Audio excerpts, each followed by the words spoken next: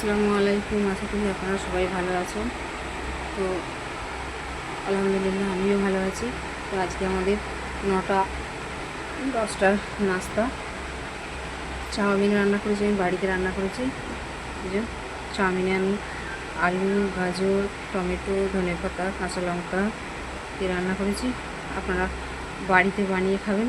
বাজার থেকে যে চাউমিনগুলো কিনে খাওয়া হয় ওতে অনেক রকম থাকে, পোড়া তেল দিয়ে রান্না করে থাকে, আর পোড়া তেল খেলে হার্টের সমস্যা হয়। সবসময় বাইরের জিনিসটা না খাওয়াটাই ভালো। বাড়িতে তৈরি করাটা সাদামাটা জিনিস হলো স্বাস্থ্যের পক্ষে উপকার। আপনারা বাড়িতে বানাবেন। তো আমি আজকে বাড়িতে বানিয়েছি চাউমিন, 10টার নাস্তা। তো আপনারা ভালো থাকবেন, সুস্থ থাকবেন।